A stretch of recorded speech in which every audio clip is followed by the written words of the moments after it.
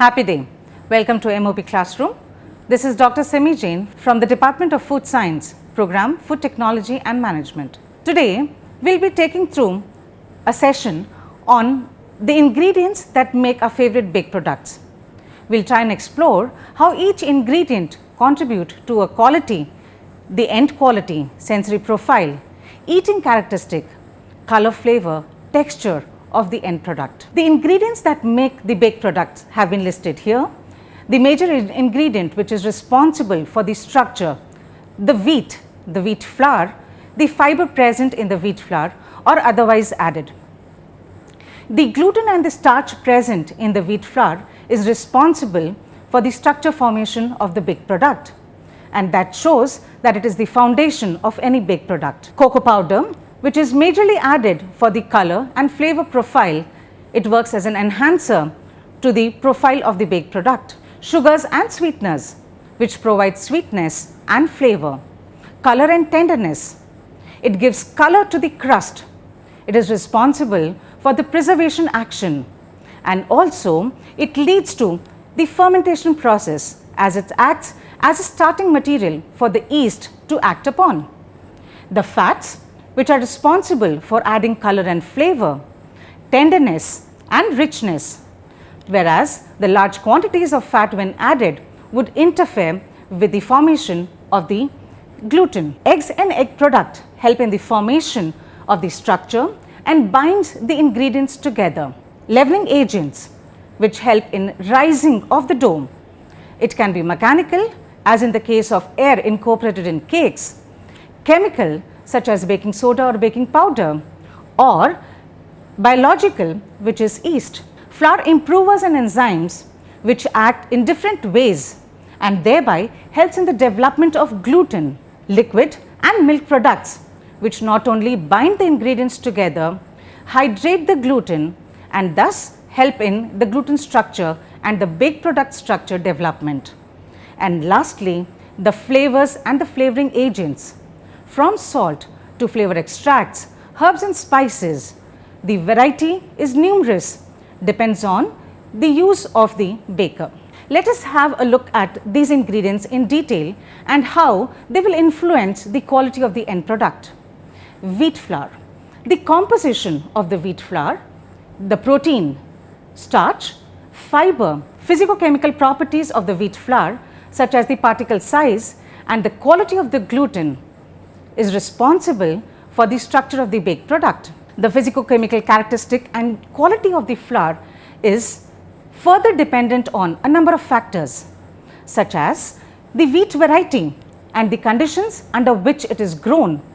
It will influence the quality and quantity of the gluten that is present in the wheat flour. The milling process, the degree of separation of the endosperm and bran, and also the particle sizes of the flour, which determines the quality of cakes especially. Additives and special treatments which have been done by millers in order to produce flour mixes with special characteristics. Additives may be added for a number of reasons in order to enhance the nutrient profile, such as vitamins and minerals, or they may be mandatory by the law.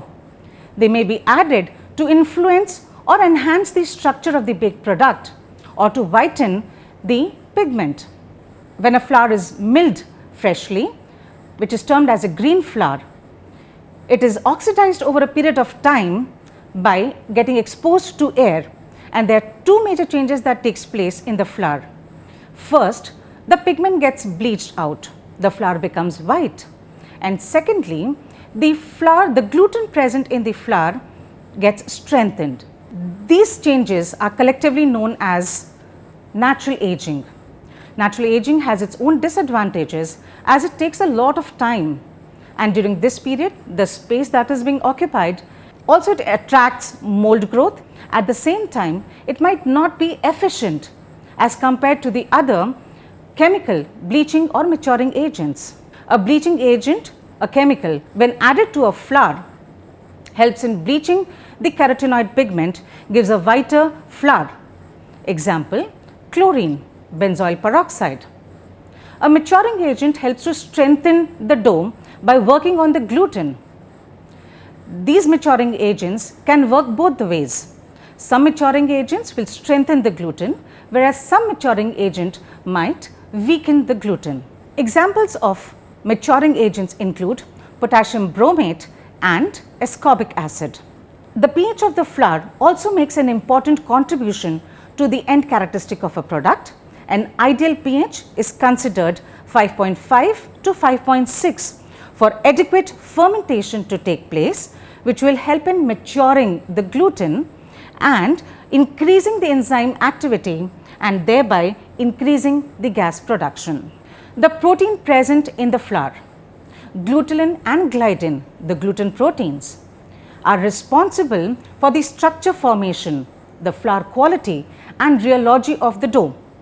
Variations in these ratios, which generally arise because of the genetics, also contribute to the baking potential.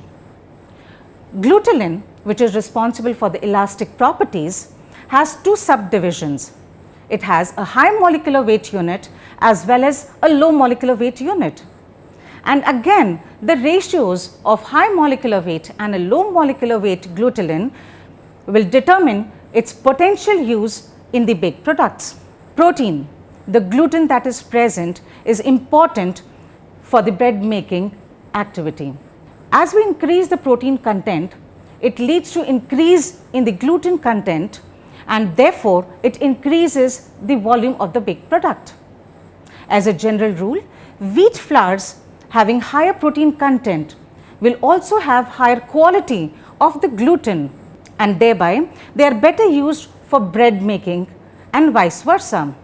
That means wheat flours which have a lower gluten might be used for making of products such as cakes and biscuits. The starch present in the wheat flour, it is responsible for hydration and structure formation. It absorbs the water and binds the ingredients together. This process, which is termed as gelatinization, will help in the formation of the baked product structure and the changes that will subsequently take place as the product is cooled and stored. But this process of gelatinization does not occur in all baked products. Recipes where the moisture levels are very low or recipes where the competition for water is quite high with other ingredients present, gelatinization generally does not occur and there starch does not play a major role in the formation of the structure. What happens if the starch is damaged? Alpha amylase, an enzyme which is naturally present in the flour, will lead to enzymatic hydrolysis and thereby losses in the bread volume, will lead to more open cellular structures, graying of the bread crumb and softening of the dough, which will lead to problems during dough formation, processing and slicing of the bread. This level of enzyme activity can be measured using the Hegberg's falling number. The enzyme activity and the falling number are inversely related to each other. When an enzyme activity is high in a flour, the falling number is low. A very low falling number shows that a lot of starch damage has happened and such a flour is not suitable for making products like breads. The brani layer or the fiber that is naturally present in the flour, it leads to reduced gas retention. About 13% of fiber is present in a whole wheat flour. Whole wheat flour is used in making of breads. It leads to lesser gas retention and a product which is tougher, which has larger holes in them.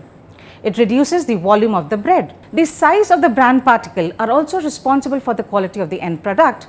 Smaller size of the bran more detrimental to the quality as compared to the larger particles. And therefore, what is the challenge when there are fibers present as a natural ingredient to the wheat flour? The recipe has to be adjusted in order to take care of the water amounts and also the volume of the baked product. The second ingredient, as we all understand, refined flour is now largely being replaced by flours such as whole wheat flour or flours which contain fiber in themselves in large amount. This flour increases the amount of water that is required in any recipe.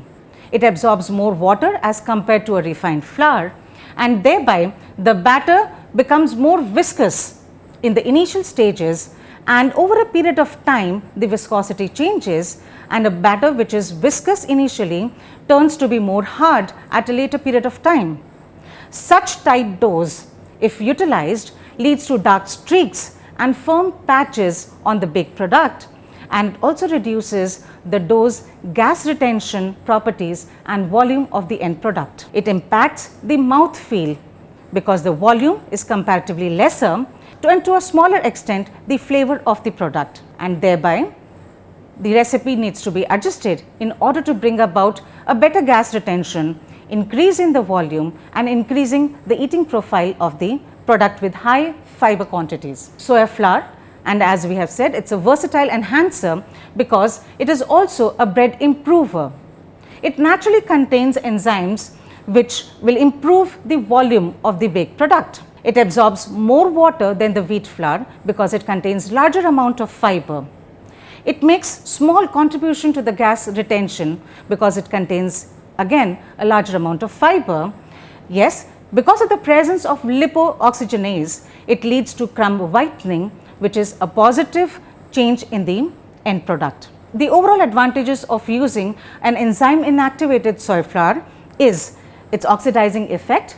It bleaches the pigment and thereby gives whiter crumb structures, improved crumb firmness, crumb appearance, and an extension in the shelf life. Cocoa powder, the color and flavor ingredient. There are different types of cocoa powders that can be utilized in a baked product. It can be natural or it can be Dutched. A Dutched cocoa powder is basically alkalized. They are added for its color and flavor appeal to the baked product. Since cocoa powder is a powder in nature, the water proportions needs to be adjusted in order to take care of the volume and gas retention properties. It helps in increasing the pH of an otherwise acidic dough to around 7. Sodium bicarbonate, when added, it enhances the alkalinity and thereby increases the color of the baked product, especially the cakes. By working on the pH, it also helps in extension of the shelf life of the product. Sugars and sweeteners, their key function is in the structure formation of the baked product. It significantly delays the gelatinization process and thereby help gluten to develop the structures. How it affects the product appearance? It helps in the formation of the crust and the crumb color to a beautiful brown color. Now, the proportions of the sugar that has been added affects the color of the crust. When a large amount of sugars is added, it leads to recrystallization and thereby the color discolors when the sugar amounts increases. Sugars, when increased in more amounts, it also leads to changes in the volume of the product. It binds with water and limits the gluten formation, and it affects the shelf life of the product. Here is how we understand the baked product formulation. The end product rise with the increasing amount of sugars. As the amount of sugar is increased, we can see there's an increase in the volume and shape of a cake. With further increase, the cake sinks and thereby is not visually appealing. Fats, it helps in modifying the mouthfeel of the baked product.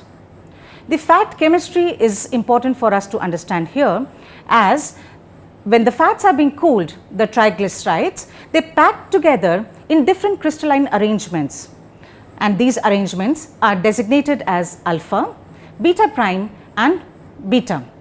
The alpha versions are the smallest in size, followed by beta prime and beta. Most of the fats, as we understand the triglycerides, they are a combination of the three forms of alpha, beta prime and beta. This crystal form and size of the fat also has an impact on the gas retention properties of the dough. Beta prime, having a moderate size, helps in the best retention of air properties, and smaller size crystals allows more gas retention. The type of the flour also plays an important role. With a whole wheat flour being utilized, the impact of the fat on the end product is comparatively less as compared to when the same amount of fat is utilized on a refined flour. Interestingly, adding an extra fat can also restore the gas retention properties of the flour which have been stored for extended period of time, and thus judiciously changing the proportions of fat in the recipe will help in better gas retention properties. Here we come to the role of solid fats in different kinds of baked products such as the breads and fermented products, cakes, biscuits and cookies. When it comes to fermented products, there are three important things that we can see what fat helps in the formulation: stabilization of the gas bubbles, inhibition of the coalescence of such bubbles, and contribution to the crumb softness. These are all directly related to the volume that the baked product will take and thereby the structure and eating characteristic of the product. For cakes, enhancing the air incorporation properties, inhibition of the coalescence, and also it contributes to the crumb softness. When there is an inhibition in the coalescence, there will be smaller size air pockets that will be formed and a better eating characteristic will be attained. Biscuits and cookies, it helps in the aeration of the biscuit and thereby gives a tender mouth feel. It contributes significantly to the sensory profile in biscuits and cookies. Different types of fats. Butter. Butter offers an unparalleled sensory appeal because it has a wonderful natural flavor. The perception of added value and naturalness of the product makes it desirable to make premium products, enhancing the consumer appeal and placing the product in the market. But there are equally some disadvantages to the use of butter in the baked product, such as its natural variability, its crystal form and the solid fat content that is present makes it difficult to be utilized, and thereby the bakers less prefer such kinds of fat in the baked products. Also, with the low melting point that it has, it needs a lot of careful temperature control during the processing. Furthermore, butter's creaming properties are relatively poor compared to the other fats and oils being used and often necessitates a supplementation with emulsifier. Margarine, which is formulated to mimic butter, offers varied formulation depending on the ingredients used. They provide alternatives to the bakers seeking consistent performance, specific melting profiles, or plant-based options where butter can be substituted easily. Emulsifiers. Baked products are emulsions and thereby emulsifiers aid in dispersion and stability of oil, and more important, stability of the air that is incorporated during the stages of baking. Examples include mono and diglycerides, diacetyl tartaric acid esters of mono and diglycerides, and sodium and calcium stearoyl lactylate. These agents improve the batter aeration and gas bubble stability and thus makes the product light, more uniform in structure. Egg products. The egg products are very fundamental in the baking process for a number of reasons. They add richness to the product, and by means of the presence of lecithin, which is a natural emulsifier, adds on a lot of value to the end product quality. As we have said, it helps in delivering the water content, flavor and color when egg yolks are added. It helps in cake batter aeration, as egg whites, when aerated egg whites foams are being added in the cakes, it helps in the structure formation of the cakes and thereby contributing to a lighter texture, contributing to the crumb structure and thus enhancing the eating characteristic. As we said, the importance of egg yolk is in the fat and the lecithin which is naturally present, a natural emulsifier in the eggs. Egg albumin, when added, it improves the protein profile and improves the strength for the cakes and thereby the eating characteristic of the cake. Baking powder, yet another leavening agent, the chemical leavening agent. Baking powders are typically a combination of sodium bicarbonate and a food grade acid. The level of baking powder that needs to be added should be carefully balanced in order to achieve the complete reaction with the acid, and this balance is what is termed as the acid neutralization value. That it ensures optimal leveling without any residual flavors. In this bar graph, we can see as the level of the baking powder increases, how it affects the volume of the baked product. It is optimum when at a certain level, and beyond that if it is added, it deteriorates the quality of the baked product.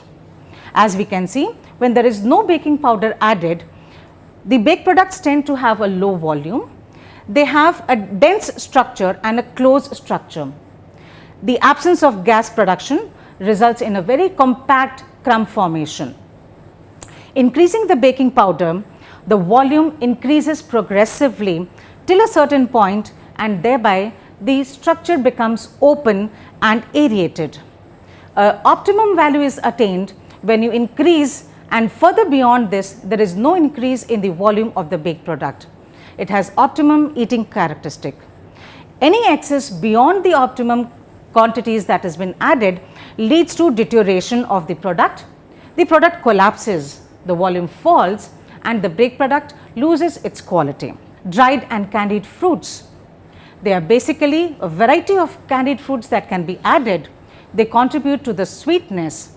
Since they are dried product, they are low in moisture and they attract the moisture from the baked product, and thereby changing the eating characteristic from a moist to a dry eating characteristic.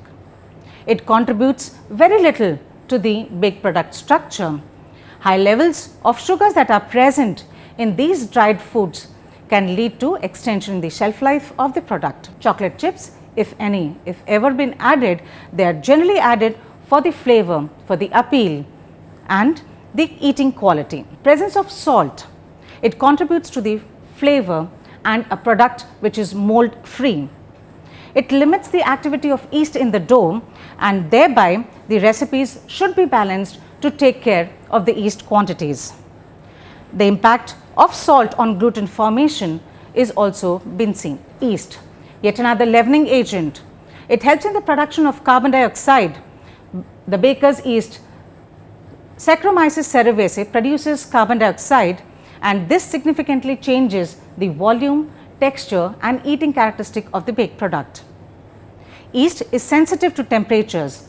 The activity increases as the temperature increases, and thus increased carbon dioxide production. As the temperature goes beyond 55, the yeast becomes inactive and no longer there is a production of carbon dioxide takes place. High levels of yeast produce faster carbon dioxide. However, temperature should be controlled for consistent results. Dough improvers, ascorbic acid. It oxidizes the dehydroascorbic acid. It acts as an oxidizing agent, thereby aiding in gluten development. It increases the volume of the bread and thereby the eating characteristic of the product. But the action of ascorbic acid is limited by the presence of oxygen. Yeast, the presence of yeast, which is a competitor for oxygen, leads to diminishing activity of ascorbic acid after a point of time during the formulation. Other oxidants or improvers that are utilized are potassium bromate, azodicarbonamide, calcium peroxides. They improve the dough's gas retention properties and the volume of the bread. Enzymes. These enzymes are found in yeast, flour and also come from microbial sources. They modify the dough rheology, gas retention and crumb softness in the bread. Some of the enzymes that have been listed are alpha amylases, hemicellulose, lipases and proteolytic enzymes. Alpha amylase, as I said, it is naturally present in the wheat flour. It improves the gas retention properties and thereby the volume of the product and softness. Hemicellulose improves the bread volume. Lipases, which act on the flour lipids, improves the bread volume, improves the softness and also helps in retarding staling in the breads. Proteolytic enzymes reduces the gluten elasticity and thereby reduce the dough or the paste shrinkage after molding or during the sheeting of the dough. Water, the universal solvent. It helps in solubilizing and dispersing the ingredients, the dry ingredients that are present in the mixture. It is very important to have a crucial uniform dough. It is the key to gluten formation, as glutenin and gliadin, when combined with water, it leads to the formation of gluten, and it is this gluten which is responsible for the dough structure and the foundation of the bread and the eating characteristic and shelf life. Water significantly contributes to the eating characteristic, a moist eating characteristic. It impacts the product's shelf life. Milk products, liquid milk or milk powders. The liquid quantity of the recipe, it hydrates the dough and the batters. It also contributes to the color and flavor by means of Maillard reaction. Important here to understand is the milk should be heated, otherwise it leads to losses in the bread volume. Similarly, whey powders, when utilized, it adds on to the color and flavor, and they also should be heated completely in order to avoid any kind of a loss in the volume. This brings us to the end of the session. For more such presentations, like, share and subscribe to M.O.P Classroom. Thank you.